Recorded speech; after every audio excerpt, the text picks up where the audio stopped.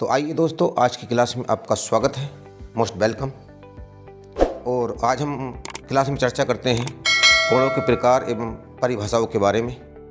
यानी कोण कितने प्रकार के होते हैं और उनकी मुख्यतः परिभाषाएं कितनी हैं, कैसे कैसे उनकी परिभाषाएं होती हैं। यानी कि मुख्यतः कोण 7 प्रकार के होते हैं और कुछ कोण युग्मों के आधार पर होते हैं। निम्न कोणों का वर्णन आपके सामने हम प्रस्तुत करते हैं। नंबर पहला कोण आता है, चर्चा करें हम तो ये आता है हमारा न्यून कोण। सबका पहला कोण आता है न्यून कोण। न्यून कोण किसे कहते हैं? न्यून कोण वह कोण जो शून्य कोण से बड़ा किंतु एक समकोण यानी 90 अंश से छोटा होता है, न्यून कोण कहलाता है। जैसे आपका न्यून कोण है, ये दिया है 0 अंश से बड़ा होगा और 90 अंश से छोटा होगा, तो वो कोण न्यून कोण कहलाता है। नंबर दूसरा आ जाता है हमारा समकोण। समकोण किसे कहते हैं? तो समकोण की परिभाषा में आता है वह कोण जिसकी माप 90 अंश हो, समकोण कहलाता है। यानी 90 अंश के कोण को ही हम समकोण कहते हैं। समकोण जो है केवल 90 अंश का ही होता है, ना इससे छोटा ना इससे बड़ा। बात कर लेते हैं अगले नंबर की। अगला नंबर आता है हमारा नंबर 3। नंबर 3 पर आता है हमारा अधिक कोण। अधिक कोण क्या है? अधिक कोण की परिभाषा है वह कोण जिसकी माप 90 अंश से अधिक हो परंतु 180 अंश से कम हो, अधिक कोण कहलाता है। यानी कि वो कोण जिसकी माप 90 अंश से बड़ा हो और 180 अंश से छोटा हो, वो कोण अधिक कोण कहलाता है। नंबर 4 ऋजु कोण या सरल कोण। इसको ऋजु कोण भी कह देते हैं और इसको सरल कोण भी कह देते हैं। ये क्या है? इसकी परिभाषा क्या है? इसकी परिभाषा है वह कोण जिसकी माप 180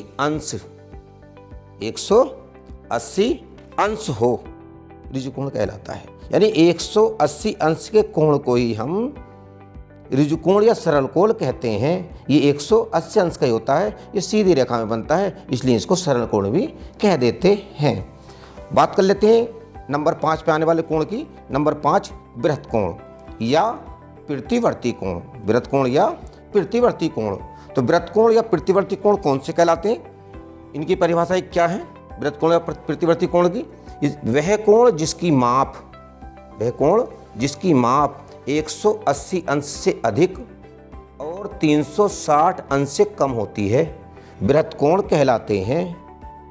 बृहत् कोण कहलाते हैं। 180 से बड़ा होगा और 360 से कम होगा तो बृहत् कोण कहलाता है।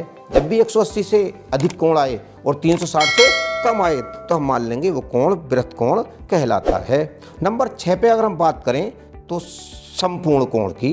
नंबर 6 पे आता है हमारा संपूर्ण कोण। तो संपूर्ण कोण क्या है? संपूर्ण कोण वह कोण जिसकी माप 360 अंश है, संपूर्ण कोण कहलाता है। यानी जिसकी माप 360 अंश की हो, पूरा 360 अंश। तो 360 अंश के कोण को जो है हम संपूर्ण कोण कह देते हैं। मुख्यतः 6 प्रकार के कोणों के वर्णन ज़्यादा किया जाता है, लेकिन 7वें कोण को हम मान लेते हैं शून्य कोण। कहीं कहीं जो है शून्य कोण, क्योंकि शून्य से शुरू होता है तो शून्य कोण भी आता है। तो शून्य कोण की परिभाषा क्या है? शून्य कोण की परिभाषा है वह कोण जिसकी माप 0 अंश होती है, शून्य कोण कहलाता है। जिसकी माप ही 0 अंश हो तो वो शून्य कोण कहलाता है। तो इसका कोई कोण नहीं बनता, 0 अंश का कोण ही, यानी जिसकी माप ही 0 हो वो शून्य कोण कहलाता है। अब बात कर लेते हैं युग्म के आधार पर कोण जो होते हैं। पहला वाला कोण आता है आपका आसन कोण। यह आता है आसन कोण। आसन कोण। आसन कोण क्या है? आसन कोण ये है वे कोण जिनके शीर्ष तथा एक भुजा उभयनिष्ठ हो, जिसके शीर्ष और एक भुजा उभयनिष्ठ हों और इन कोणों की अन्य दो भुजाएं उभयनिष्ठ भुजा के क्रम से दोनों ओर हों।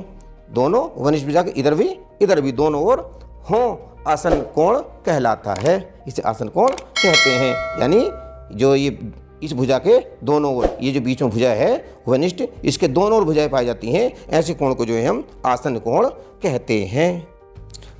अब बात कर लेते हैं कोटि पूरक कोण या पूरक कोण। ये कोटिपूरक कोण या पूरक कोण। तो इसकी परिभाषा क्या है? जब दो कोणों का योग 90 अंश हो तो ऐसे कोणों को एक दूसरे का पूरक कोण या कोटिपूरक कोण कहते हैं। जैसे आपके सामने दिखाया गया है, एक कोण 30 अंश का और दूसरा कोण 60 अंश का हो, तो दोनों का योग कितना होगा? 90 अंश होगा। तो ऐसे कोण जहाँ भी पाए जाएं तो उनको हम बतला देंगे कि कोटिपूरक कोण हैं। यदि दोनों कोणों का योग 90 अंश होता है तब तो हम बिना झिझक बतला देंगे कि ये कोण कोटिपूरक हैं, एक दूसरे के पूरक हैं। अब आ जाता है नंबर 3 की बात आ जाती है, संपूरक कोण। संपूरक कोण, संपूरक कोण क्या है?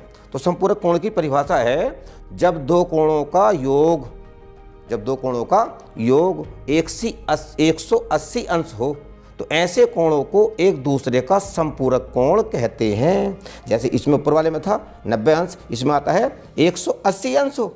यानी देखो जैसे दिखाया गया है, एक 60 है और एक 120 है। 60 को और 120 को जोड़ेंगे तो कितना हो जाएगा? 180 अंश हो जाता है। तो ऐसी कोई सा कोण भी हो, लेकिन यदि दो कोणों का योग 180 अंश हो जाता हो तो वो संपूरक कोण कहलाते हैं। अब आ जाता है शीर्षाभिमुख कोण। नंबर 4 पर आ जाता है शीर्षाभिमुख कोण। ये क्या है शीर्षाभिमुख कोण? तो इनमें क्या है, इनकी परिभाषा क्या है? इनमें कहते हैं कि जब दो रेखाएं एक दूसरे को किसी बिंदु पर प्रतिच्छेद करती हैं, यहां पर काटती हैं, तो प्रतिच्छेद बिंदु पर बने कोण, प्रतिच्छेद बिंदु पर बीचों बीच में बने कोण में से आमने सामने के कोण, जो आमने सामने के कोण होते हैं वो शीर्षाभिमुख कोण कहलाते हैं। जैसे कोण 1 और 1 2, इस सामने का कोण है 4 और ये कोण 3, यानी आमने सामने के कोण जो होते हैं इस प्रकार के कोण बनवों में वो शीर्षाभिमुख कोण कहलाते हैं। तो इस नंबर 5 एकांतर कोण। एकांतर कोण की परिभाषा क्या है? जब दो समांतर रेखाओं को एक तिर्यक रेखा काटती है तो उसके विपरीत तरफ के कोण एकांतर कोण कहलाते हैं। उसके जो विपरीत कोण होते हैं वो एकांतर कोण कहलाते हैं। यह कोण आपस में बराबर होते हैं, ये कोण आपस में बराबर होते हैं। जैसे ये दो समांतर रेखाएं हैं, उन समांतर रेखाओं को एक तिर्यक रेखा ने ये काटा, तो ये विपरीत कोण जो होंगे, जैसे 3 का विपरीत कौन सा होगा? ये 6 होगा। 3 का विपरीत 6 होगा। और 4 का विपरीत क्या होगा? 4 का विपरीत 5 होगा। ऐसी 1 का विपरीत कौन सा होगा? 1 का विपरीत 8 होगा। ऐसी 2 का विपरीत क्या होगा? 2 का विपरीत 7 होगा। यानी जो विपरीत कोण होते हैं, एक दूसरे विपरीत कोण होते हैं, वो एकांतर कोण कहलाते हैं। तो दोस्तों, ये आपको हमारी वीडियो कैसी लगी आप कमेंट पर जाकर के इसको बताएं, और इस तरह की वीडियो हम आपके सामने और पेश करते रहेंगे। आपने आखिर तक हमारा वीडियो देखा, आखिर तक हमारी क्लास ली, इसके लिए आपका बहुत बहुत थैंक्स। अब मिलते हैं अगली वीडियो में। बाय।